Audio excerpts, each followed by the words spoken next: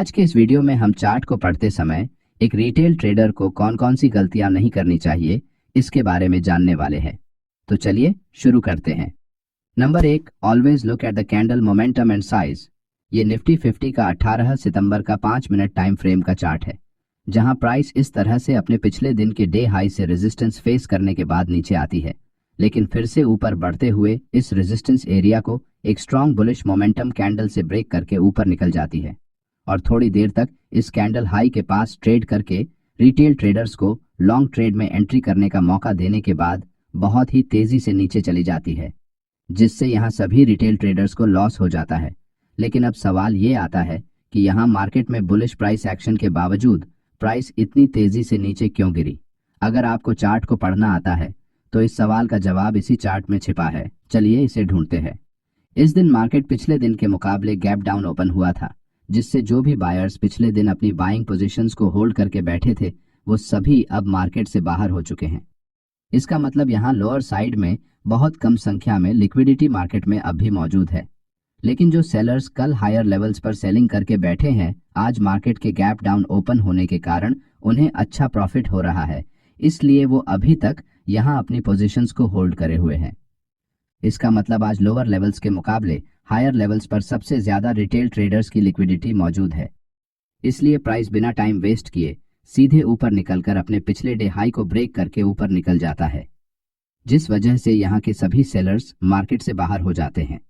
अब क्योंकि आज के दिन मार्केट ने यहाँ ऑलरेडी सेलर्स को एक बार ट्रैप किया है, इसलिए इस बुलिश मोमेंटम कैंडल के बाद ब्रेकआउट की दिशा में और भी बायर्स जिन्हें नीचे एंट्री करने का मौका नहीं मिला वो यहाँ अपनी लॉन्ग पोजीशंस को बनाना स्टार्ट करते हैं। लेकिन ऊपर की साइड में 25,500 की एक साइकोलॉजिकल लेवल का रेजिस्टेंस चार्ट पर मौजूद होने के कारण बहुत कम संख्या में बायर्स यहाँ बाइंग करना पसंद करते हैं। लेकिन इसके विपरीत इस लेवल को मार्केट आज के दिन ब्रेक नहीं करेगा और इसी के नीचे ट्रेड करता रहेगा। इस उम्मीद से सेलर्स यहाँ अपनी सेलिंग पोजीशन को बनाना स्टार्ट करते हैं। साथ ही अगर आप प्राइस एक्शन के नजरिए से देखेंगे तो यहाँ किसी भी बुलिश कैंडल की क्लोजिंग इस सबसे आखिरी रेड बेरिश कैंडल के विक के ऊपर नहीं हुई है। साथ ही नीचे के मुकाबले यहाँ की कैंडल्स की साइज भी छोटी होती जा रही है और लगभग सभी कैंडल्स में ऊपर की तरफ एक लंबी अपर विक बनी है। इसका मतलब यहाँ जो सेलर्स मार्केट में शामिल हुए थे वो बार बार प्राइस को नीचे पुश कर रहे हैं, जिससे बाइंग प्रेशर कम हो जाता है और सेलिंग प्रेशर बढ़ने के कारण चार्ट पर नीचे के एरियाज में मौजूद बायर्स की लिक्विडिटी को ग्रैब करते हुए प्राइस सीधे नीचे चली जाती है। इसलिए जब कभी भी प्राइस एक अप ट्रेंड में किसी स्ट्रॉन्ग साइकोलॉजिकल लेवल के पास आते समय अगर इस तरह से छोटी छोटी कैंडल्स चार्ट पर बनाती है तो इसका मतलब यहाँ बायर्स का इंटरेस्ट कम होने के कारण प्राइस के मोमेंटम में कमी आई है।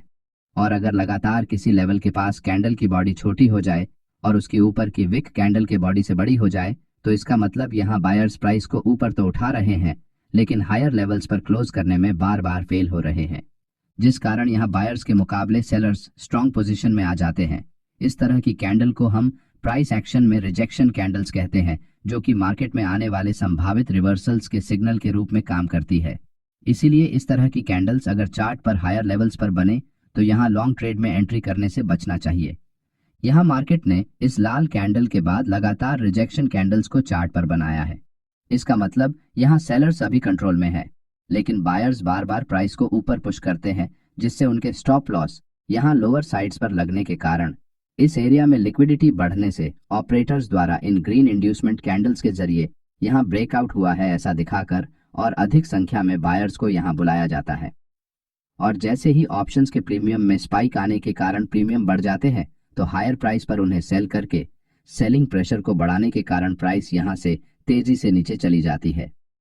अब इस चार्ट में हमने हमारे प्राइस एक्शन सीरीज में बताए गए रिजेक्शन कैंडल्स और स्मार्ट मनी कॉन्सेप्ट सीरीज के इंड्यूसमेंट और रिटेल ट्रेडर्स की लिक्विडिटी, इन तीन ही टेक्निक्स का इस्तेमाल करके इस चार्ट को पढ़ा है। लेकिन आजकल बहुत से रिटेल ट्रेडर रोज नई नई ट्रेडिंग की चीजें सीखते तो है,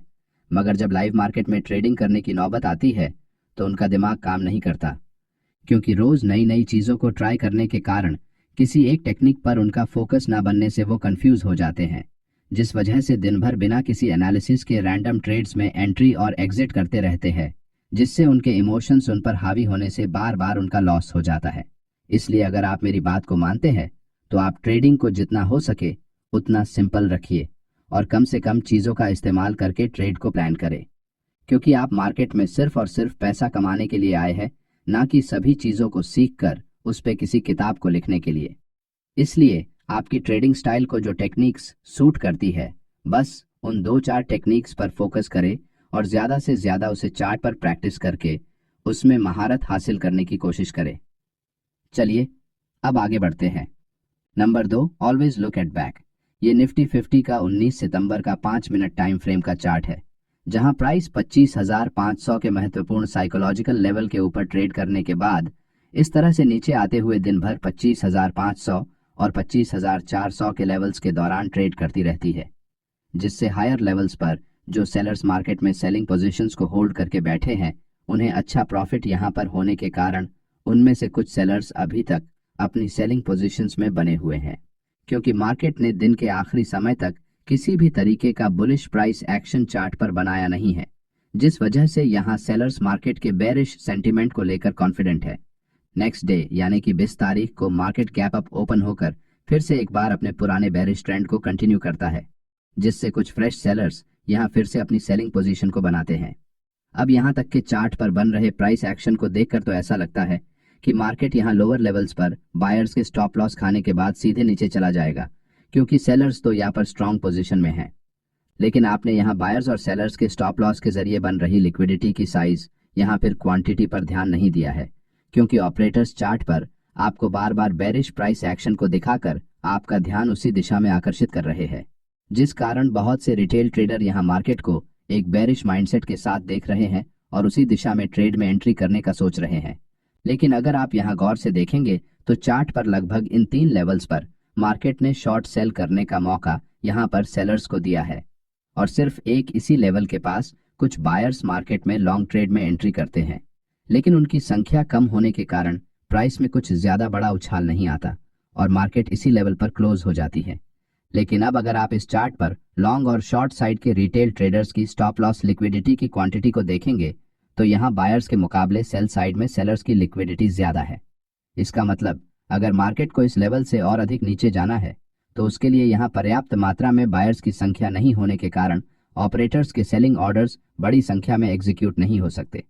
इसके विपरीत ऊपर की एरिया में अभी भी रिटेल सेलर्स की लिक्विडिटी बड़ी संख्या में है, जिस कारण ऑपरेटर्स इस तरह से एक बेरिश मूव चार्ट पर बनाते हैं, जिससे ऑप्शंस के प्रीमियम्स बढ़ने के कारण प्राइस को हायर लेवल्स पर सेल करके मार्केट ऊपर की तरफ मौजूद लिक्विडिटी को ग्रैब करते हुए सीधे ऊपर निकल जाता है।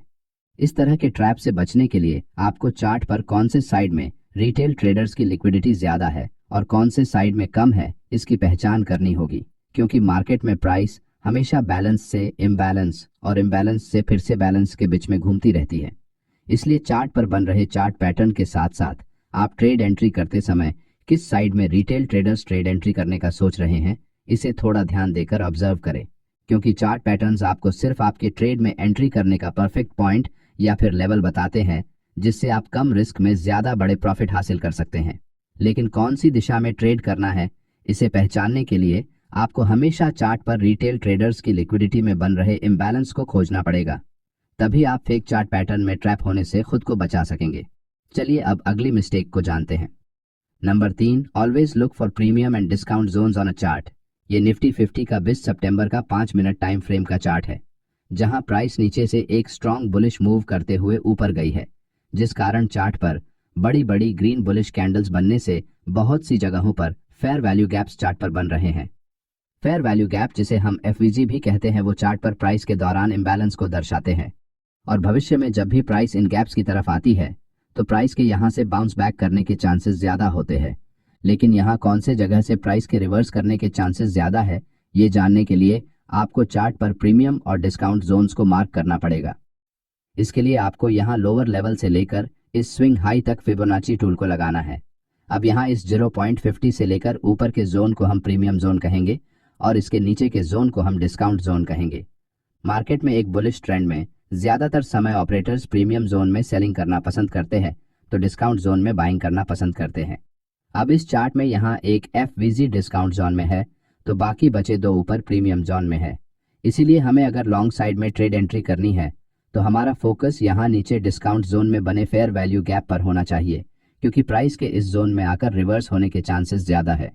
थोड़ी ही देर में प्राइस स्ट्रॉन्ग बेरिश कैंडल्स के साथ नीचे आते हुए इसी डिस्काउंट जोन में बने फेयर वैल्यू गैप को पूरी तरह भरते हुए यहाँ की लिक्विडिटी को स्वीप करके फिर से ऊपर निकल जाती है। इसलिए बुलिश ट्रेंड में रिवर्सल ट्रेड लेने के लिए आप डिस्काउंट और प्रीमियम जोन का फायदा ले सकते हैं। अब कौन सा जोन वैलिड है और कौन सा इनवैलिड है, साथ ही कौन से फेयर वैल्यू गैप में कौन से साइड का ट्रेड लेते हैं, इसके बारे में हम अगले वीडियो में डिटेल से जानने वाले हैं।